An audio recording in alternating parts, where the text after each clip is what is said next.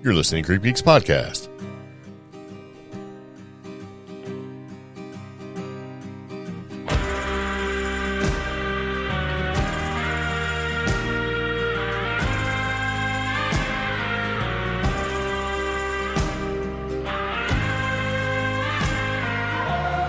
So it begins again. Welcome back to the CreepGeeks Podcast, Season 7, Episode 272.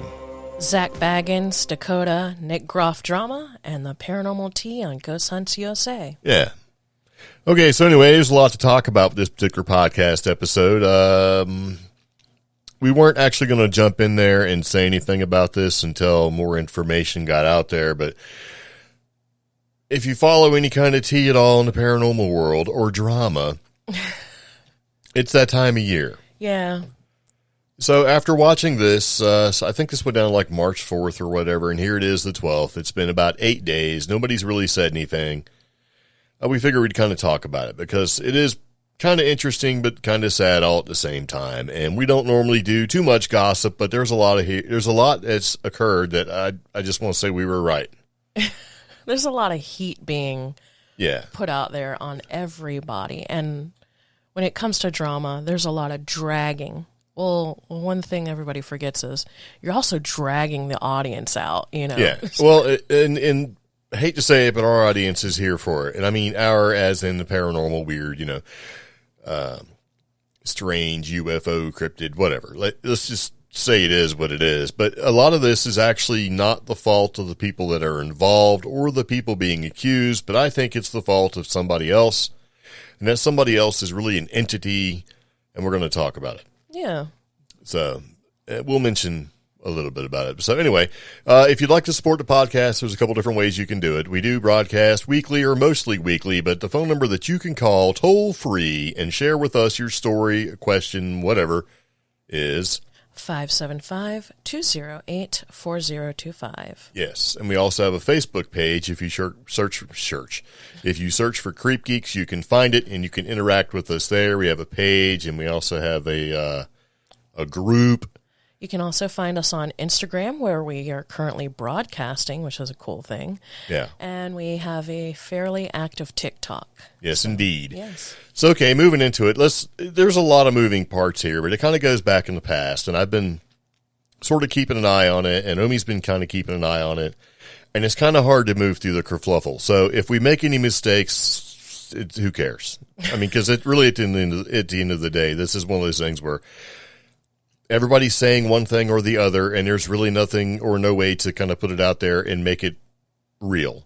Yeah. It's just basically yelling into the wind with this kind of thing, but it sort of ties into something we've been saying for a while. Yeah. And so it's funny because didn't I say the exact same thing about a year and a half ago when it came to the YouTube community?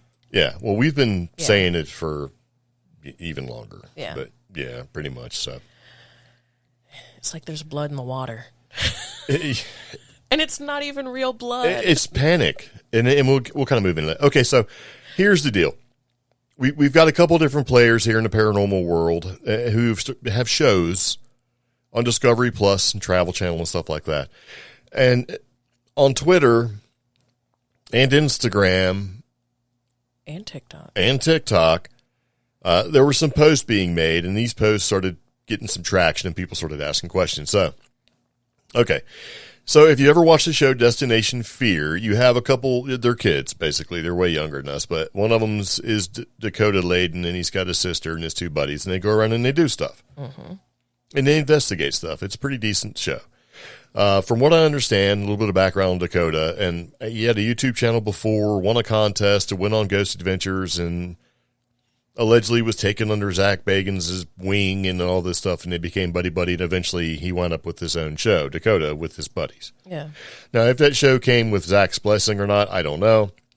Nobody can really say how his show came to being, but we do know that Zac Bagans has a whole bunch of executive producer credits on other shows on Discovery Plus, and Destination Fear was one of them. Yeah.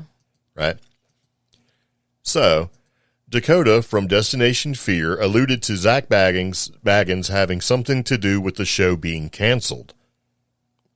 Yeah. All right. And then he kind of came out with a Twitter post and Instagram and everything saying that, no, that's not the case. And we thought we'd go ahead and take a second and play some of that for you so that you can kind of get an idea or hear what he said and then didn't say. Yeah. So this is to kind of put some clarity to what's going on so far. And it's sort of hard to keep track of. So, okay, anyway, here we go. Here's what he said. Okay, guys, I got to make this quick. First of all, you're amazing. You guys, the love, the support this week has been unreal. And clearly that message is going far because I just got a phone call and I have to publicly address this now. Here we go. Did Zac Bagans shut down Destination Fear? No, he didn't. Did Zac Bagans call the network and say shut it down? No, he didn't. Right now we don't even know if Destination Fear is canceled or renewed. I will say it's not looking good, but I have to tell you guys, in this industry, these decisions are business. This is a business decision, and it has nothing to do with anyone's ego or whatever. However, does that mean that Zach and me are friends and that he's been supporting the show and everything has been chipper and great? No, it doesn't. And I have a lot to say and more to come on that front. All right. Okay. So what you think would be the end of the whole thing is not. It kind of turned into a thing where it sort of kept going. Mm-hmm. But he says right out there at the gate, to sort of put some clarity to what I guess he had said before, and that he had a phone call, and you know where that phone call came from, right? It either came from Travel Channel or Discovery Plus or whoever. Discovery, yeah. Or Zac Bagans or a legal person, since we've been watching some lawyer show drama, saying, hey, you can't say this sort of thing. Yeah. So, so the phone call was enough for him to say that, but then at the end he had to throw some shade saying, things haven't been great. Which makes me think it was more of a call from legal or from Discovery, the parent company for all these different channels. Yeah, I kind of think so too, but I also kind of think he had to throw some, let me throw more stuff out there. Defend my position and any connection with my employment. However, they didn't coach me on saying anything negative about a hot topic already out there. Yeah, and so far the hot topic is really sort of, he's hoping going to get his show renewed. Yeah. So, okay, so from that, Nick Groff came out there and he said something. Mm-hmm. And so just like we did with Dakota, so he can get his side out there, we're going to play what Nick Groff had to say. I've been going nonstop at haunted locations, investigating, but I wanted to stop down from filming for a second to let everybody know that I'm seeing all your questions coming in. There's thousands, so I'm venting through all of them. I'm going to sit down and honestly answer them. So stay tuned. I have a video coming out. I will be posting it. And something's come to my attention, so now I have to talk about it. I've been keeping my head up for all these years, but I will be answering them very soon. So... Now, to give a little bit of background about, with Nick Groff and Ghost Adventures and Zac Bagans, they were all together and they started Ghost Adventures together. There was a documentary that was made that basically Nick and Aaron made and Zac was part of it. And then they sort of got together, coalesced for a minute and became Ghost Adventures. Then after a little while, I think it was 3-4 years or something, Nick left. Big shock to everybody who loved Ghost Adventures. Why would Nick Groff leave during what was considered, I guess now considered, the golden age of Ghost Adventures? Yeah. So why did he leave? Nobody really knows. There's been speculation, everything from Zac Bagans got him fired because Zac Bagans is a douchebag. Nick Groff wanted more out of the show and it wasn't given, all that sort of thing, even to... Hey, the people that picked up and ran the show decided they just weren't going to renew his contract or not pay him more money. So nobody really actually knows why he left. And then on the other side of that, you also had people saying, well, Zac Bagans is a douchebag, Nick Groff is a douchebag, and you can't have two douchebags fighting for power because it doesn't work that way. So anyway, he left and did his own thing. Mm-hmm. And it's always been a question that's never really completely been answered. But he's doing good doing his own thing, so good for him. Yeah, he's doing fine. We seen him once, kind of did a little, hey, how's it going? He seemed like a real nice guy, petted the crap out of Pepper, and, it was fun, right? Mm-hmm. And he kind of went on about his business, and that's fine. So this sort of, Dakota started it with this comment, and then it sort of popped out there with Nick Groff making a comment. People started getting all crazy about the whole thing. And so far, the only thing we can allude from both of these two things is that Zac Bagans has something to do with something, and he's still a douchebag. But now, if you listen to what Nick Groff said, he says, hey, this has been brought to my attention, and I have to answer it. Yeah. Does that mean he has to answer what everything went down in the past with him in Ghost Adventures, or does he need to, or is he just saying, okay, there's a bunch of people asking me a bunch of questions, I gotta say something? So, considering his name is still executive producer on a few of the shows that are still out there, and I'm talking current shows, because if you look, you'll see his name on IMDb on some of the current-ish shows, he probably was encouraged to make some sort of statement. Sure. So, yeah. So that's where we're sitting with this, right? And now this has created sort of a bunch of like, oh, what's going to be said? What do they mean? Why is this happening? Who is that? And it even drew some people out of the woodwork, like on TikTok. Ugh. There was a dude who basically said, I'm going to tell you all about Zac Bagans. And it started out where he made a couple of videos, right? And the first video, he sort of alludes to, Zac Bagans being a douchebag like he is. And then the guy goes and starts making fun of Zac Bagans. Look at him in 2007 on the Wheel of, or 2000, it's either 2004 or 2007 on the Wheel of Fortune. What a dork. And he keeps going and saying stuff like that. And some of the other stuff that he said was like, oh, look at Zac Bagans standing there. He's got his arms crossed and he's using his fists to push his biceps forward. And, how did he go from this skinny dork to this guy, this buff guy in a short period of time, saying all these things. And I'm like, this guy's a douchebag. Mm-hmm. And I got the feeling personally, I'm like, this guy is a bigger douchebag or wants to be the bigger douchebag and never sort of got the fame that he thought. So in other words, Zac Bagans has sort of moved on from him into other things because the guy even says that he knew Zac when Zac first got to Vegas. Okay. And he even moved out there because Zac moved out there. And I'm like, that's okay. So who's riding whose coattails here? So what I think, and this is just my guess, is Zac Bagans and Ghost Adventures got big, right? Mm-hmm. This guy was there, and they sort of, Zac Bagans either got smart and said this guy is trouble and moved on, or they just moved on. Because he was even saying things like, how the television company wanted Zac to get TV ready, and that's when Zac all of a sudden became buff. Now, if you've watched the show from the beginning, there was a couple years transition before Zac turned into this big buff guy. Mm-hmm. And even, went so far as to talk about Zac's glasses and how he's worn them from the start. And all right, so what really winds up happening here is this guy gets proven to be, and his channel was called like Haunted Hikes. Yeah. And now it's gone because he's canceled because people started asking questions and basically calling him out. Yeah, I'm trying to figure out if it's been flat out deleted or if he tried to merge accounts or what. Either way, he's gone. Yeah, so. And he even went through and had some credits on his Instagram page saying like he was, he was the TV presenter on some show. Yeah, on Discovery or whatever it was, right? Travel Channel, host. And like he's this big paranormal guy. When I looked through all of his stuff, there was not one picture about paranormal stuff. Yeah, and I think... Or about him being like a paranormal host and all this crazy stuff that he was saying. There's these two TikTokers, and I do want to, credit Unrefined Podcast for finding some of these source informations.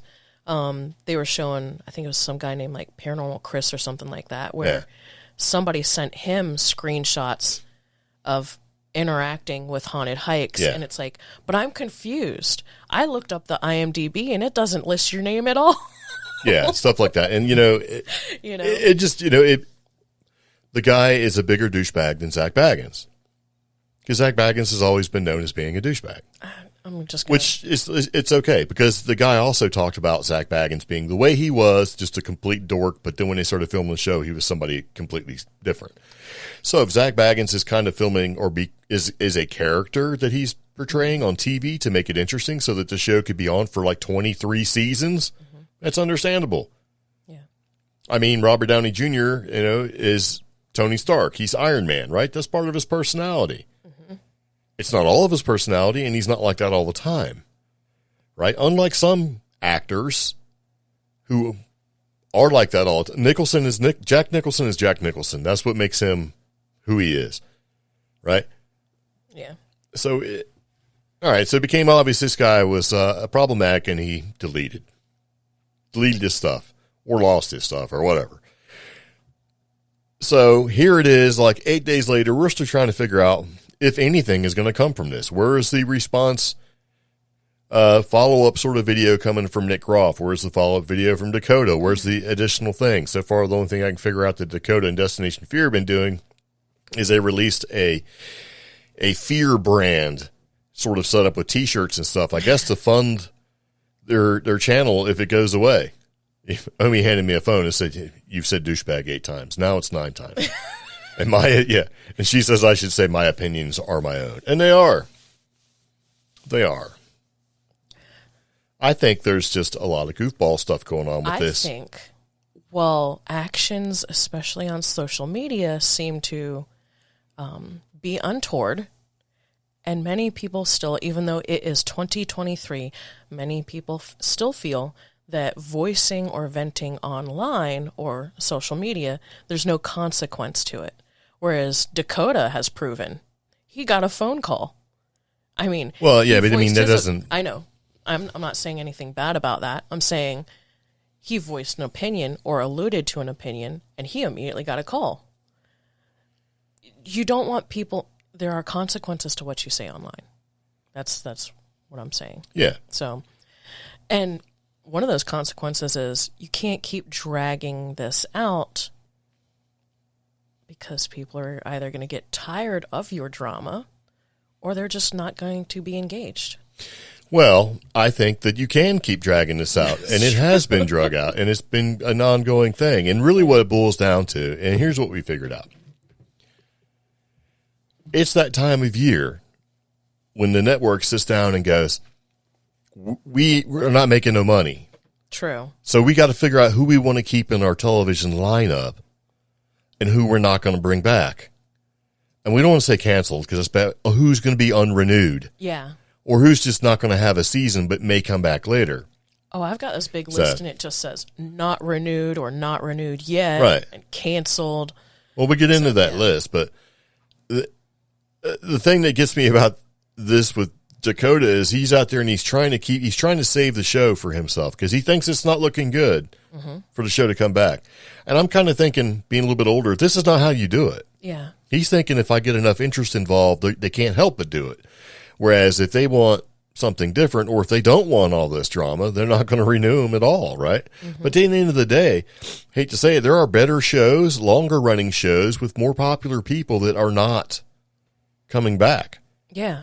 And there's been people out there in the fan world saying things like, since Ghost Brothers aren't coming back, hey, if you wanted people color on your shows, you shouldn't be canceling them. And hey, if you wanted women in paranormal, you shouldn't be canceling these shows with women in paranormal. Yeah. The women that are into paranormal, right? Yeah. And I think what a lot of people forget to realize is the networks don't give a crap about that. In the real world, they don't care. Yeah. You know what they care about? Viewership. And? Numbers. You're okay. Oh, you're so precious.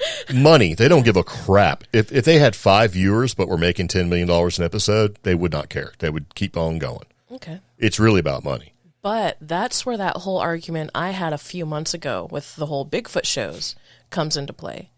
They are spending all this money. I'm talking right now about Travel Channel, owned by Discovery, and all of the network that Discovery owns. They've put all this money into Plus and streaming. Well, the demographic for Bigfoot shows live in rural areas. Streaming is either not an option for them because of internet or connectivity issues, or it's not a financial option for them because they're already paying so much for like certain ways to watch TV and media. So if you've dumped all this money in and made all your shows Plus or premium content or made it harder for the viewership to continue watching, you're going to lose money. Let's take the word money and change it to value. Yeah. Because it's not all about money with people, whether they can stream it or not. It's about value. Mm-hmm. And why would like us, for example, who have been watching all of these shows that all of a sudden got kicked over to Discovery Plus, want to pay between $4 and $6.99 a month to watch the same shows? So my example isn't paranormal, but like no, but I mean it includes the shows on those channels, because when you talk about like the Bigfoot shows and stuff, they're not coming back either. Yeah. And there's less of a like. Okay, let's look at Mountain Monsters. Right, those anytime we've done any event with Mountain Monsters, they've just had lying around the block, people coming to see them, and it ends up being a pretty good event too. Yeah, and it's a pretty good event. And now all of a sudden, since they're not being actively shown on TV anymore, nobody seems to care. Same thing with Finding Bigfoot and Expedition Bigfoot. Same thing with Blind Frog Ranch. Yeah. Same thing. I think Skinwalker Ranch came back for whatever reason. But there's a lot of shows that were here that are not going to be here and that have gone away. And I think a big problem with that, or a big problem that's sort of exacerbated itself and became even more of a problem, is because of Discovery Plus. Yeah, because and people having to pay to see the same shows they've watched. Yeah, so now we're going to take that content that we already have a dedicated fan base for, and we're going to try to convince them to pay for two things: better connectivity to watch it, plus the service to provide it. And I'm like, okay, so now these people have to have better internet or streaming services, and you want them to pay $7.99, $4.99, whatever it is for that plus service. Yeah. And my example was like, okay, I like Gold Rush. I like that Freddie Dodge show where they do mine rescues.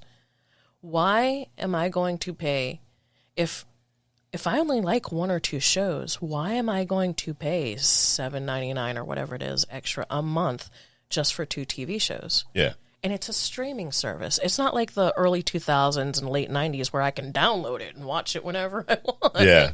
You know, it's a streaming thing. And they, you know, yeah. And whether it's hard for you to stream or not, at the end of the day, if it's worth it to you, it's worth it to you. Now, if you add all this in there, the idea of streaming services in general, there's so many streaming TV platforms out there. Who are you really going to, I mean, where are you going to spend your money?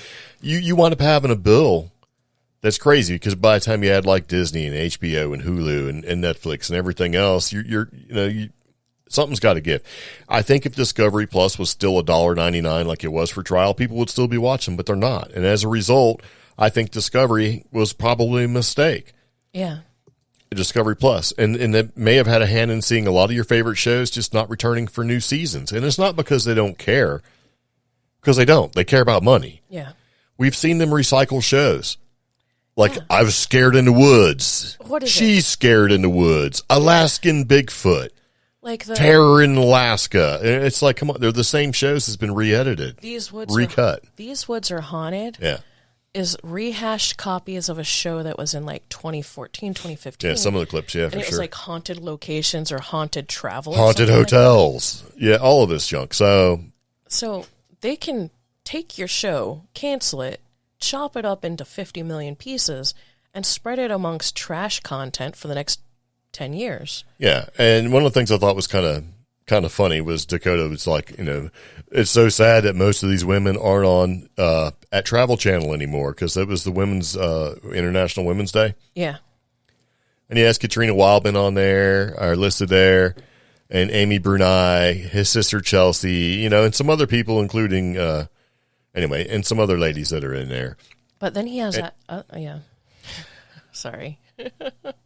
And, you know, and there's a link, you know, where that sort of tweet came from. And there's way more people and women, I should say, in paranormal than what was in that list. And I don't know why he picked some of the women that he picked. He didn't pick them because they were super famous, which he probably should have if you want to make a point. But it wasn't his article to begin with, so he just reposted it and said, see? Yeah.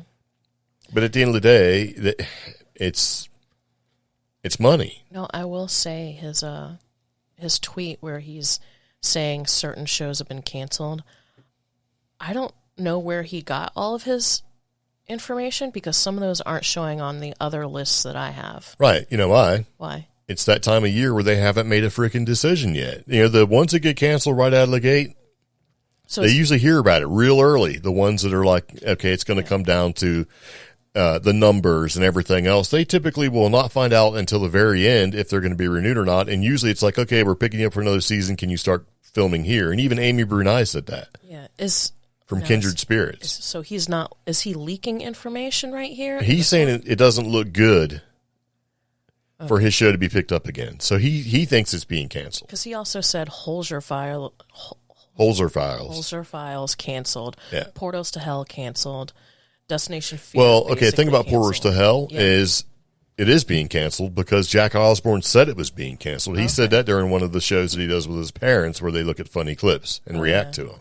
Kindred Spirits TBD, Ghost Brothers canceled. Yeah. Well, the big ones that are more than likely going to come back is going to be Kindred Spirits is coming back. Ghost Adventures is not going anywhere because Zac Bagans has like 15 projects coming up and executive producer credits on all these shows. Mm-hmm. So he's busy, right? Yeah. Who else is going to be coming back? Okay, so I think here's who we'll see back. Skinwalker Ranch is going to come back. Josh Gates and his Destination Expedition shows, they're going to come back. I think Kindred Spirits is going to come back. The show with Steve DeShavi and the other Amy. Dead Files, I think that's going to come back. Ghost Adventures is not going to go anywhere. Ghost Adventures House Calls is not going to go anywhere. I don't know, but I think anybody else is probably, the clip shows is probably going to come back, but I don't think there's going to be as many. And it kind of goes back to what we were saying before. People are losing interest in the paranormal because when Discovery or the Travel Channel has 15 paranormal shows and ghost shows and cryptid shows, eventually you're going to get tired of it. And what are you going to do? I'm not paying $7 anymore. I can get like HBO and other stuff for that price. Why do I want to keep this? I'm just going to take it away. Remember? I'm not going to pay. Okay, this is going to be a throwback. But a long, long time ago, it used to be called Court TV. Yeah, it's changed names several times. And now I think, I'm not even sure, it's like Investigation ID TV or something like that. Because Court TV, as soon as primetime hit, was playing like murder shows, like Forensic Files and American Justice and all this stuff that always led into like some grisly, horrible death and some horrible crime and how people investigated it. It was only Court TV from like 9 a.m. to like 4 p.m. Yeah. So that was a long time ago. Now I could see how if Travel Channel has 15 ghost, cryptid, paranormal shows, whatever, in their lineup, that doesn't really coincide with the word Travel Channel or Discovery Channel. Well, they don't care because they started making money. Yeah. And here's where they really screwed up, I think. This is my opinion. They could have split off. You took all the shows that people were watching that made your channel and you moved them all over into Discovery Plus and said, hey, we're only going to put all the new stuff there and all the old stuff and played reruns. Yeah. Eventually people are going to forget. True. Like, oh, it's the next, come on. You got, like, Ghost Adventures been around for like 23 seasons. Well, I'll just keep watching reruns. It's all the same. Right? Yeah. And like him or not, or like them or not. And so people have strong opinions about that show. They're like, Aaron and Billy should have their own show. Okay, well, those two guys are great. Yeah. You want to watch, I don't think they're going to be nearly as successful as you think because there's a reason why it's been around for so long. Yeah. And I don't think Aaron and Billy are like Zac Bagans. I think they're more like employees with this whole thing. Okay. So and people were saying, well, how come Zac Bagans isn't responding to this tea from Dakota? Why would he? The dude's busy. He's got he's busy. Yeah. Now he's responsible for Travel Channel's Complete Ghost thing. We talked about his upcoming schedule because we were like, this dude's got projects. Yeah. And how, like, wow, and people are like, why is he making all that money? He's making all that money because he's got all those projects and he's executive producer. And, if you think about... Because he's got that hustle going. Well, yeah, I think it may be a little much. Maybe he's too busy to respond to this sort of thing. And honestly, if you're Zac Bagans, you shouldn't respond. Yeah. Why are you going to feed into it? What benefit is it going to have? The benefit for Dakota and even Nick Groff is they're going to get a bump in popularity. They're going to get a bump in interest, and it may help them. True. Zach is going to get a bump as well because he's still going to be confirmed douchebag. A very bad example would be The Expanse on Amazon. When that thing was facing cancellation, everybody, like the actors, the fans, everybody blew up on Twitter and social media. And then there was petitions to the main office of Amazon and things, and I guess it got brought back. Well, the reason why it got back is because Bezos got accosted by some of the stars. They went and seen Bezos and talked to Bezos. And said, you need to watch the show. And evidently he did and said, okay, yeah, this is a good show. Yeah. So, I mean... That's grassroots. Yeah, grassroots and stirring up the drama helped for those people. But I think what Greg has been saying, and I'm hinting at now, is there's a way to go about it. Yes. And if people don't watch, they're not going to put the show on TV. They got to figure out, because the whole goal is you need to watch the show so that you can watch through a commercial so that we can get paid and keep making shows. That's all they care about. True. Yeah. It's money to them, and it may be good, may be bad, whatever, man. And it has to be entertaining. If it's not entertaining, you're going to go away. Yeah. But people got to watch. So I think a lot of the fear that's sort of come out from Dakota and people, oh, what's going on, all the drama and stuff. I this time of year, it is what it is. These shows may or may not come back. You don't hear the Bigfoot community crying about, where's these shows? Because they're not real investigators. They're actors. So you get that kind of garbage too. So at the end of the day, what shows are you going to have? Now, when I was growing up back in my day, there was only like 1 or 2 or maybe 3 shows that you could actually watch this, find out any of this stuff. Yeah. You know, a couple of them were like television shows, and there was like one that was sort of semi-documentary. It was like In Search Of, you know. Ancient Aliens was on back then. It was different. It was more of a 30-minute type show. Yeah, that show's been around for a while. Okay. It was more like you had to click to the channels back in the olden days if you were a youngster. You didn't have a button to press. You had to go up and rotate a knob to get to the channels. And the channels that would show some of those shows were like on the PBS type channels. The channels that nobody ever watched had like Sesame Street and stuff on there. You had to turn the dial so it was like, far. It was junk, you know, flipping the channels around. Unless you were rich and had a remote control. I think the thing that just got me just so disgusted about all of this is we complained about something similar in the YouTube community about a year and a half, 2 years We didn't complain. We discussed. Yeah, we did. I mean, I complained then. Okay. And it was like, there comes a point where a community devolves so badly that the only thing that's entertaining or left is the drama and the tea. Yes. And we've seen the writing on the wall for the paranormal community for a while about this, where it just seems like, oh, it's not about finding ghosts and sharing evidence anymore. It's dragging other people's name through the mud so that I can either discredit them or I can lift up my own evidence or my own entertainment value. Well, I think the big thing is really taking away a lot of the popular paranormal popularity, encrypted paranormal type popularity, and UFO paranormal encrypted popularity is COVID's done. That's true. People are going out and doing stuff. Mm-hmm. You know, Bigfoot got super popular because, hey, you could still go out in the woods when COVID was going on. So let me go out in the woods and look for Bigfoot. It's on TV 15, 20, 30 times. It's going to be great. And then in 2021, it's like, well, I can't really go too many places, but I paid for this ghost hunt. I've got nothing to do but this for the next 3 hours, so let's make the best of this ghost hunt or this paranormal investigation. Or, hey, it's out in the woods. I'm doing a Bigfoot, like, what do they call them, nights out or whatever? Yeah, investigation / overnight, Bigfoot overnight. Well, I already paid my money. It's either this or go home. Yeah. And now people are like, well, I could go on this ghost hunt, and if it stinks, I'll just go 2 streets down to the bar. Yeah. Because it's or even open. with events. Yeah. Yeah, like, oh, man, yeah. You want to go to a Bigfoot conference? I've already gone 3 times. Yeah. Oh, we'll do a walkthrough, and then we can still hit them all in the movies. And, and so it is what it is. Yeah. And this drama is really much ado about nothing. But at the end of the day, I think a contributing factor to the problem that we're having in general with paranormal stuff is the same thing we've been saying for a while now. You put 35 shows on TV, the fans are eventually not going to be interested, even researchers and people that were interested to maybe find some more information that they weren't aware of or didn't know. Mm-hmm. They're not interested. Yeah. It's going away. And it's like, wow. And, you know, you can kind of tell. And it's like and here's talking about YouTube, the only real group of people that seem to be really thoroughly flourishing with the ghost stuff and all that are kids. Yeah. Like Twin Paranormal and the other paranormal, the youngsters. Group of kids you keep telling me to watch. Yeah, I'm like, these guys, they put out a video and have 5 million views. Yeah. And you know, none of these people that are their fans have ever heard of anybody older than them. They're watching these guys. And one thing I seen was I can't think of the paranormal show now.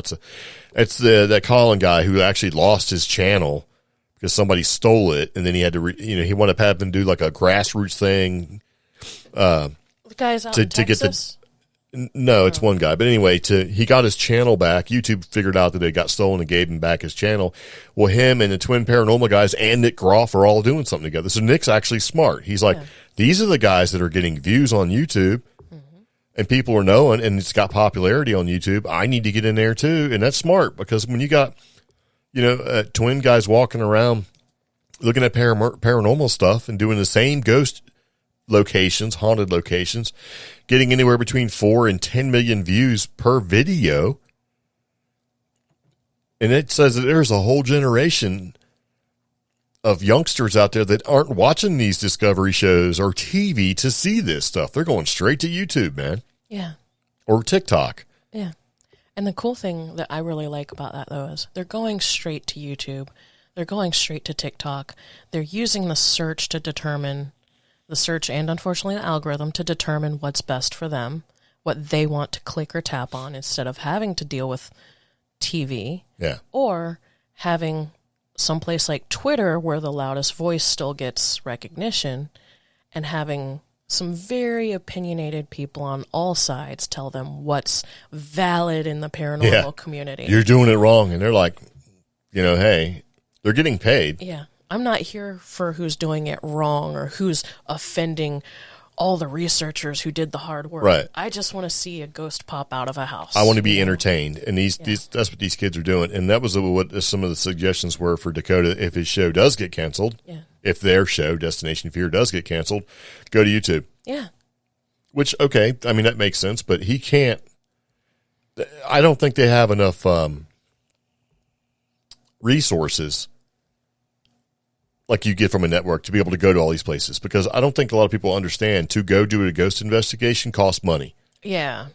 Like sometimes a lot of money. Sometimes. I mean, hey, you could to go to, anyway, hey, you want to go investigate it, I don't even want to say any names, but, go pick a place that you want to go to, unless you're part of a big tour group where you've paid like $80.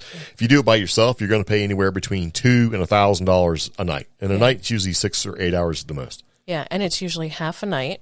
We know this because there's a location nearby, and it was going to be $600 for 4 people. It was $600. You could bring up to 4 people for 6 hours. Yeah, which basically broke down into like $300 for 3-hour blocks. And if you did, if you wanted to do a whole night on a weeknight or something like that, you could. It was still like $600. And this was a place that hasn't really made it on any TV shows. No, in it the was past like decade. It's haunted. Trust me, bro. Yeah, was kind of the thing. So it costs money. It costs gas money to get there. It costs money to eat while you're there. It costs money for equipment. It costs money to do the investigation. It costs money everything down to the memory cards. And for Dakota to do it on his own, like everybody else, it would take money. But the difference is that if he did it on YouTube and got 2 or 3 million, 4 million views, he could start affording that. And he could start doing the same thing. And that whole influencer status. Yeah. Yeah. So, I mean. So, it is a thing. I'm trying to. That's going to bug me. I can't remember the name of his Paranormal Files. That's the name of the guy that I was telling you about, that younger guy. I think he's like maybe 26 or something, or 20, whatever. It's called the Paranormal Files, and he'd go around and do it. He lost his channel because somebody stole it, basically. Oh, he had started off as Murder in America. Yeah. He has Murder in America. That came after. But anyway, that was a podcast. So there's a whole world of youngsters out there that don't know anything about these discovery shows or care enough, and they don't care about people who are, older investigators or anything. They're doing their own thing. And they're the ones that are going to survive because they're not relying on network television or cable television or streaming services to get their point across. Mm-hmm. And to be honest with you, that's going to be the way it is, I think, for a lot. You either got to blow up on YouTube or be known somewhere outside of a streaming service or platform like Discovery Plus or whatever. Yeah. Because people think if I get on network television, it'll be amazing. And it is. But it ain't when it comes time to be renewed or not. See, and it's funny because it's like a whole shift in perspective, because for decades and decades it's been get on primetime TV. And now it's like, be a top whatever. Yeah. And now we have a whole generation who's just like, is your video interesting enough for me to tap on TikTok? Yeah. And or share it or whatever. That is wonderful. It is. And I think that they still, if you're like a internet content creator, you still get shade thrown at you from these big network places. Like, you got two twin kids who go out there and investigate ghosts and stuff. And in one night, they have more viewership than ABC's 2020 for 4 years. Yeah. But the networks throw shade. Oh, well, they're not for real. I don't know, man. And they seem to be doing for real okay. So, yeah, it is what it is. Paranormal drama that was happening there is nothing. Because at the end of the day, here's what's going to happen, right? Aside from the bumps in popularity, Zac Bagans will still be known as being a douchebag. Nick Groff will still be known as being a douchebag. Dakota Ladden was going to be known as being a douchebag because that's the thing. My guy's great, your guy's a douchebag, right? Same thing. That's 15 times I've said it. So what? We're adults. I'll say whatever the hell I want, right? My opinions are my own and do not reflect. It doesn't matter. It's America. America. Okay. So what else is going to happen out of this? Pretty much nothing. So either his show, Dakota's, is going to be renewed or not. Mm-hmm. All these other shows that have been for sure canceled are probably going to be canceled. The ones that there's TBD or question marks by, they're going to find out at the very end if their show's coming back or not. It is what it is. But the majority of paranormal shows are still going to be canceled. And there's going to be, what? With something that's so still reliant on primetime television and networks and things like this. This has been presented to the paranormal community as beef and tea and all those internet memes. However, it does not apply because celebrity beef and drama functions in a certain way. The whole backbone to this is more of a network and television decision-making. And I think they're doing it poorly, and they've executed it poorly, and now the piper has come to pay or whatever it is. It's being distorted, though, as like internet. Well, they're not doing it. Yeah, I know. It's the fans that are doing it. They're just letting it happen, see? And that's the same thing with the whole UFO disclosure thing, right? It's the people that are generating what's actually happening because they're just like, you got the disclosure people, let's call them the government, going, oh, yeah, ooh, they're not really saying anything. They're hooing and hawing, and everybody's going, what does that mean? And they're, legs must be tired from all the conclusions that are being jumped upon. Yeah. But we did run across some other paranormal beef, and we'll tell you about that in just a second because we're going to take a quick break, and you're listening to the CreepGeeks Podcast. I'm hoping I hit the right button. Are you looking to start a podcast? Then see this episode's show notes for our unique promo code to get up to 2 months of free podcasting service with Libsyn when you sign up for a new account. Get your show on Apple and Spotify.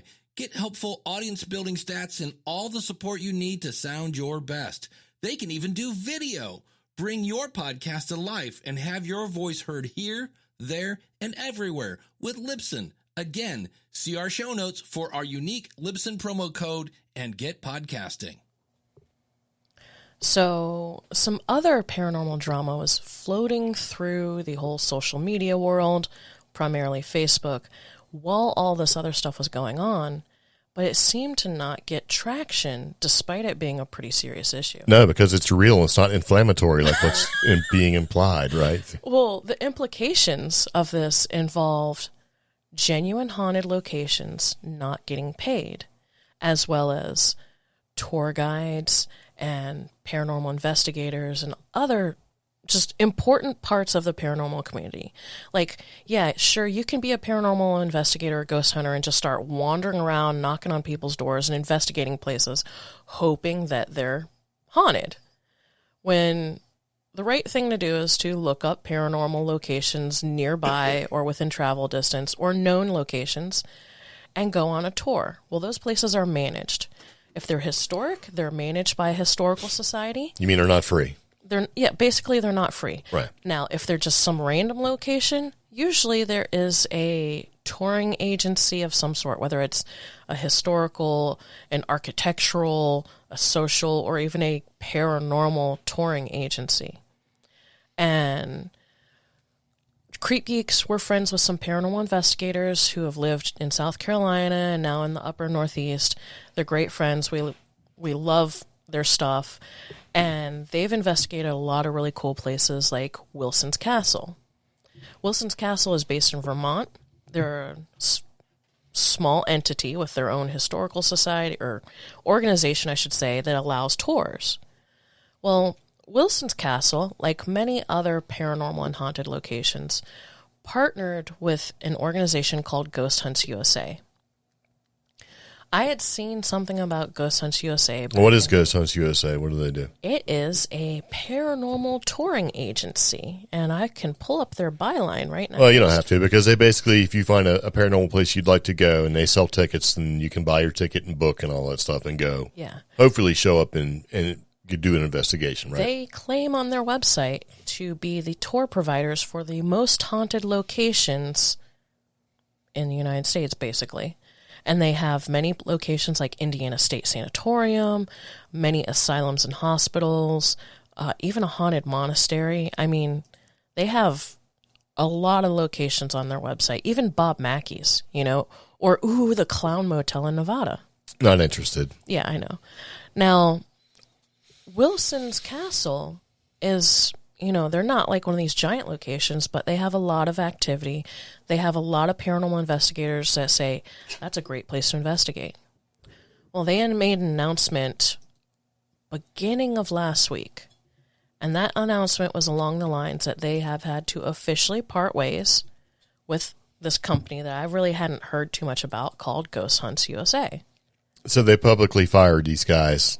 Well, they had to make a statement publicly because people who had paid Ghost Hunts USA were confused about who they paid. Okay. So, yeah. So imagine you paid for a haunted tour and nothing happened, or you drove up to location and location's got chains on the fence, Yeah. So they had to make a statement. We've had to permanently part ways with Ghost Hunts USA. Here's why. Long story short, they stated that they had not received any payments for Ghost Hunts hosted in 2022 by Ghost Hunts USA. They also stated that they had reached out, calls, emails, messages, and had not received any contact back since last fall. At first, they felt like they were being harassed when they were getting responses, and now ghosted, no pun intended. So they say in their original post, this wasn't an easy post to make. We keep our page positive and enjoy sharing information. And they're going to start doing the ghost tours on their own, and they're sorry that they've had to make this announcement. Here's who to go to if you are missing money. And they were directed back to Ghost Hunts USA. Now, I can understand where they're coming from because, all right, say we buy tickets to go to a place to take a ghost tour or whatever, because that's the only way you can get in there or whatever, right?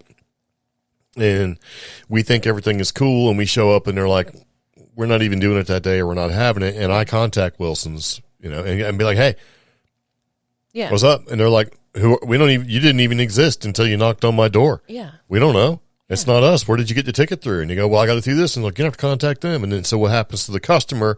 They're like, I'm getting the runaround. Yeah. I want your product, but you're saying I didn't even buy it through you.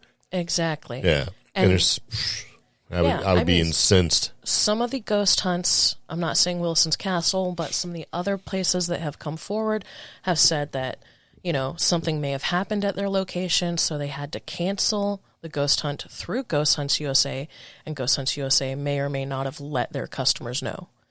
So Wilson's Castle kept it very brief, very professional, and kept it at 4 paragraphs.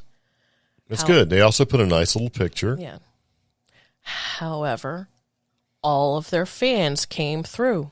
Oh, yeah. I mean, the first comment, I don't care for any company like Ghost Hunts USA. We pay enough to investigate locations. They make it more expensive, and these companies purposely book it as many weekends as possible, right? Yeah.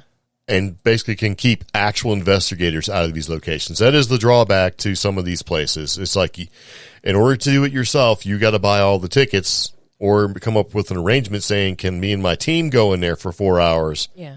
Right? Which also drives the price up, even on locations that may or may not be confirmed paranormal activity. And that's kind of like one of the reasons why with some of these places, we're just like we were going to go, and it's like, oh, man, we should go here and investigate. And we had to get on the internet. We were on the road, too. Get on the internet, check their calendar availability, realize that, okay, we could probably do it. And it was going to, in order for it to even happen, you had to book so much time. Yeah. Right.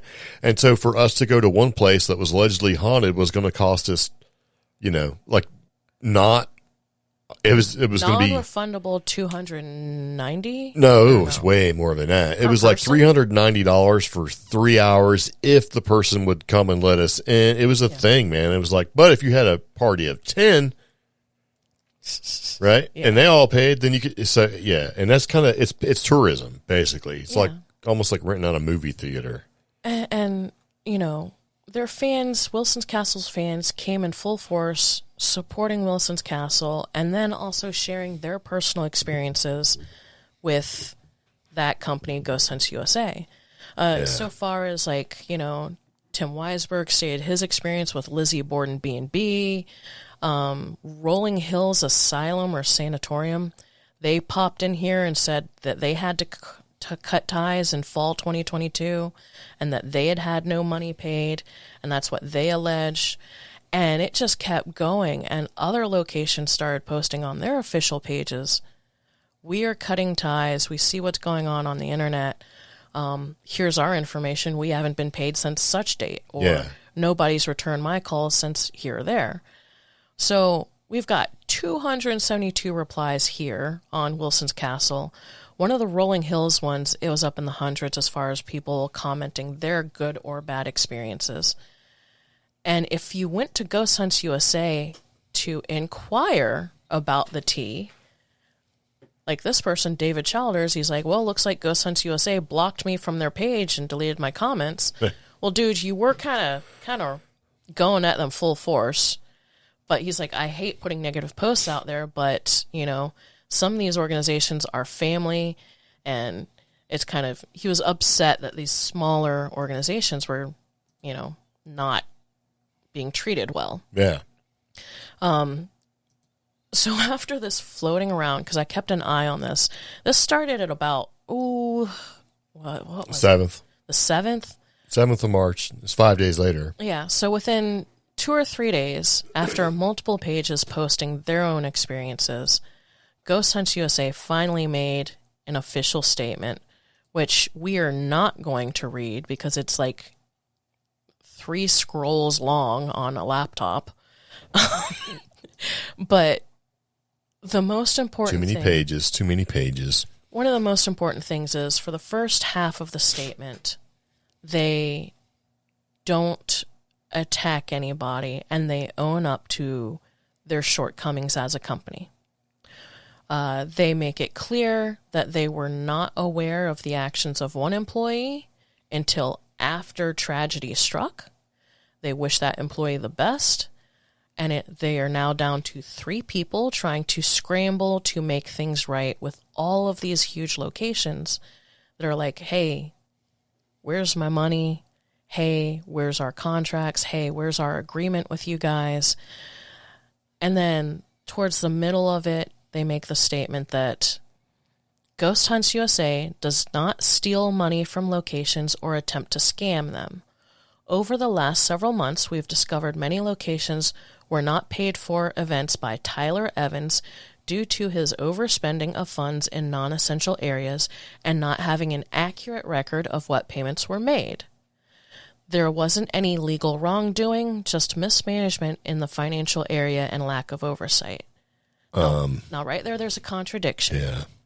Not paying somebody certainly is illegal.